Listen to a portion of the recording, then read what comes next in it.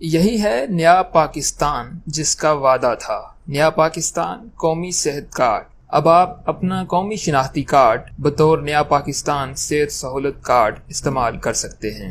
نیا پاکستان قومی صحت کارڈ سے مکمل طور پر مستفید ہونے کے لیے 6 ضروری اقدامات۔ نادرا کے ریکارڈ کے مطابق ایک شادی شدہ مرد، اس کی بیوی اور اس کے غیر شادی شدہ بچے ایک خاندان ہیں۔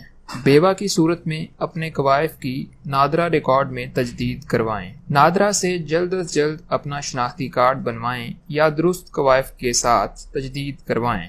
اپنا اور اپنی زوجہ کی ازدواجی حیثیت کا اندراج نادرا کے ریکارڈ میں ضرور کروائیں۔ اپنے 18 سال سے کم عمر بچوں کا بے فارم بنوائیں اور 18 سال سے زائد عمر کے افراد اپنا شناختی کارڈ فوراً بنوائیں۔ اپنے تمام کوائف، شادی، پیدائش، وفات اور مستقل و موجودہ پتہ کا نادرا ریکارڈ میں درست اندراج یقینی بنائیں تاکہ آپ اور آپ کے خاندان کے تمام افراد نیا پاکستان قومی صحت کارڈ کی سہولیات سے فائدہ اٹھا سکیں۔ نیا پاکستان قومی صحت کارڈ صرف خاندان کے سربراہ کو جاری کیا جائے گا، جس سے نادرا کے ریکارڈ کے مطابق خاندان کے باقی تمام افراد بھی مستفید ہو سکیں گے۔ نیا پاکستان قومی صحت کارڈ کے ذریعے مندرجہ ذیل امراض کے علاج کا حصول ممکن ہے۔